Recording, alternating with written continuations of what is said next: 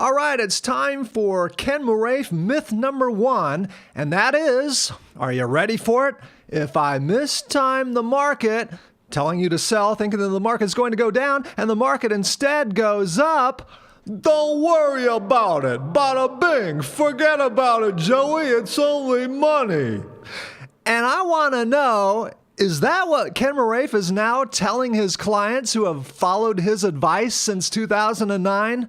Because according to my calculations, if you followed Moraif's market timing advice note for note, you are now in the hole by approximately 44.5% when compared to if you just did nothing and held your position.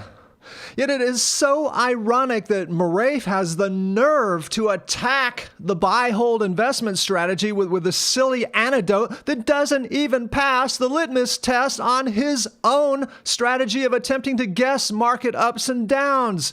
This guy is on the radio saying, when we come back from the break, I'm going to debunk the buy-hold strategy. And then what does he do? Does he present actual data demonstrating that his market timing strategy has actually worked over time? No. Instead, he spends all kinds of time presenting anecdotes. Anecdotes are not a substitute for performance data. He says, there's this tiny little thing that's wrong with buy-hold. Oh yeah, bear markets. And then he cherry picks talking about the time he got it right way back in 2007 to 2009 when he averted 29% of what was a 56% stock market loss from peak to bottom. And first of all, this is a straw man argument because if you're retired or retiring soon, you wouldn't have 100% of your money in the stock market in the first place. For example, a typical 65-year-old would only have about 55% in stocks and 45% in bonds. So nobody lost 56% of their money in the first place in 2008.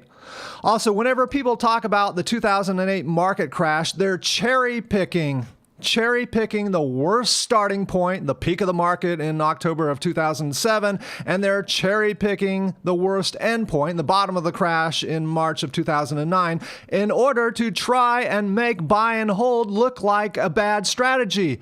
Odds are your retirement didn't start in October of 2007. And number 2, retirement is ongoing. It lasts years, decades. So if we look at the performance of 55% stocks and 45% bonds in just 2008, in reality, you only lost about 11.6%, not 56%.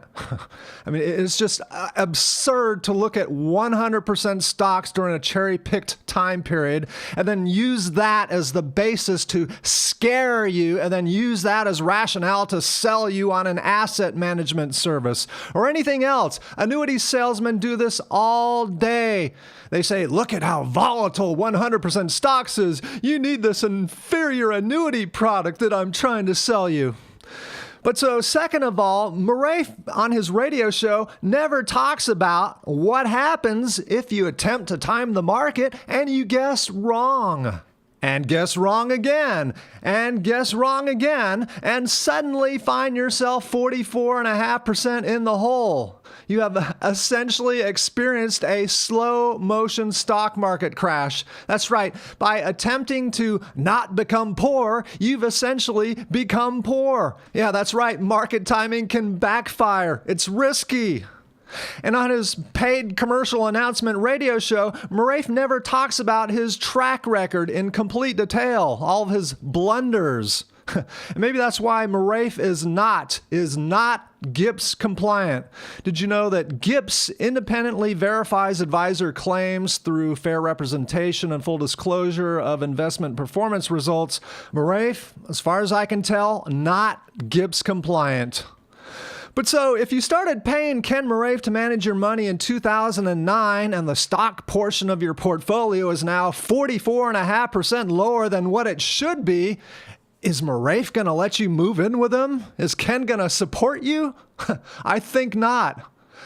By the way, according to my calculations, even clients who followed Moraif's advice beginning in 2007, before he saved you 29%, According to my calculations, those clients are actually down approximately 2.5% from where they would be had they implemented a simple buy hold strategy.